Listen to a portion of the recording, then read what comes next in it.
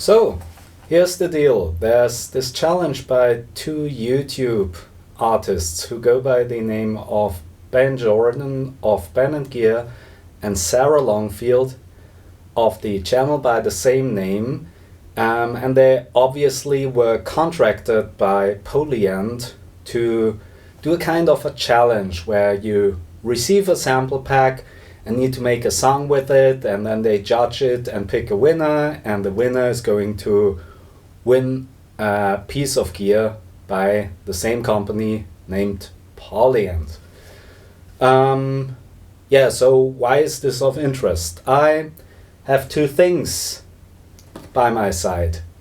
One of them you've already seen a lot in my recent videos. I had this MC707 for a few months now. The other one you haven't seen, I have picked up the MPC-1 by Akai about a week ago, a little less than a week. And so I'm slowly starting to get the grasp of the Roland, but don't know anything about the MPC. But hey, it's a sample pack and the MPC is good for samples. So let's give it a try. I'm going to try and create two different pieces based on those sample packs, and not so much I'm interested in them being competitive, and in maybe I'll also bend the rules a bit.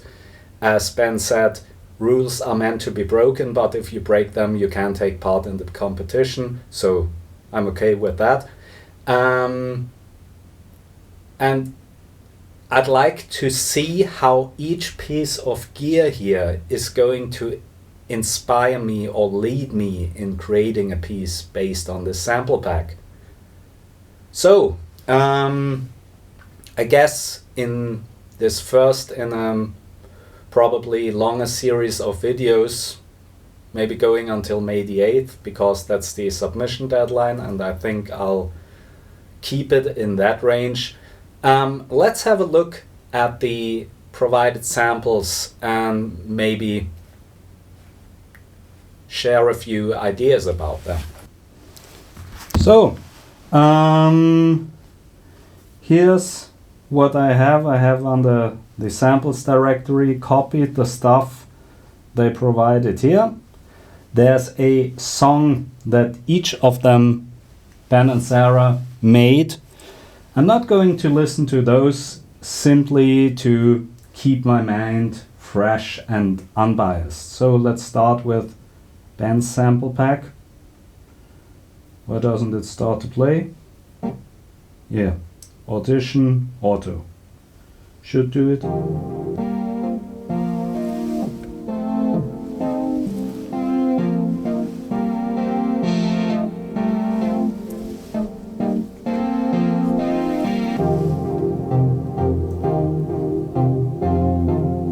Okay, several synth loops, percussion loop, drum loop,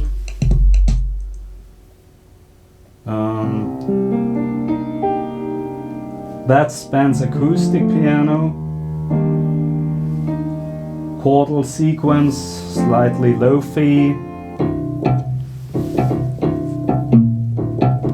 prepared piano,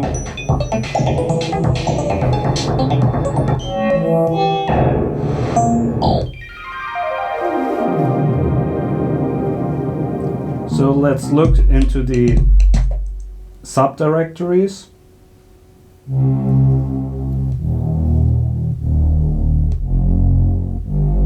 Boring, but can be salvaged.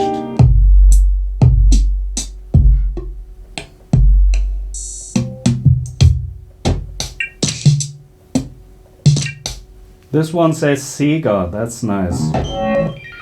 And then there's wavetables, so the MPC is not something for wavetables. Let's look into Sarah's sample pack real quick.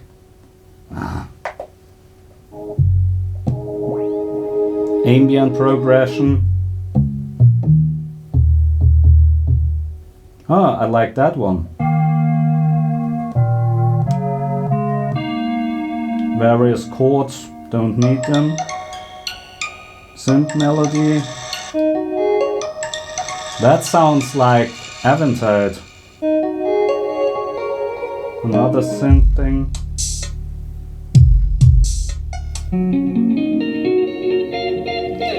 Guitar, that's what I like.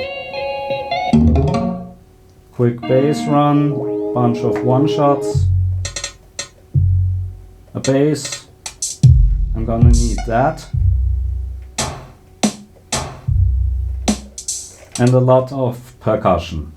So all in all, yeah, if you're limited to that at first sight, you might think that is somewhat pigeonholing you. But let's look at that a little later.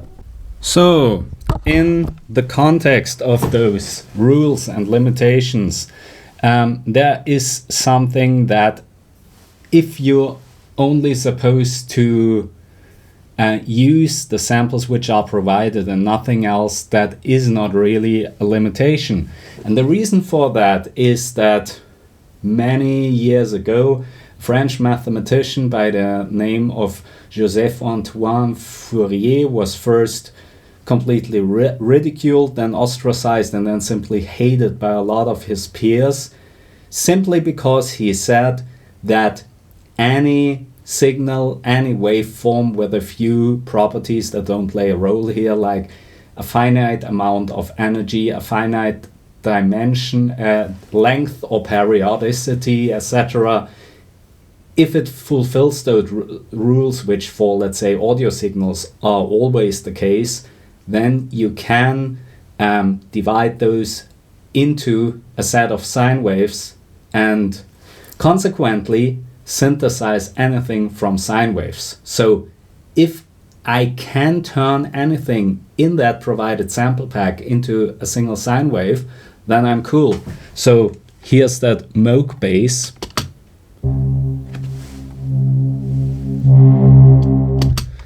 And you maybe can already see where this is going. I'm going to take simply one cycle from that, generate a new file. Oh, that sounds ugly. Spectrum, can a little bit see it on the left. You have that basic sine wave, which is a C1, so something like around 66 Hertz. And what I'm gonna do now is to take a low pass filter. I'm using the LP10 by DDMF. Where's the low pass? Put it to, let's say, 70 Hertz. Put it to maximum steepness and voila.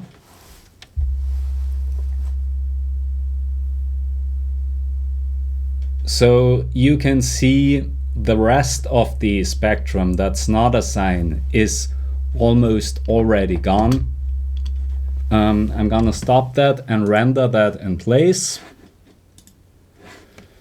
Now it will most probably look pretty much like a sine wave. So the problem here is that I didn't put the zero crossings in the correct position. Maybe I'll just do what I just did again. I mean,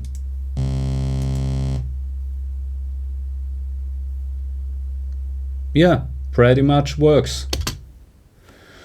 So, with that said, the next few videos will be me trying to get inspired by that sample pack, both on the MPC-1 and on the MC707. I think I'm gonna start with the MPC-1 because, yeah, I don't really know it yet, so I'm really curious where it will lead me.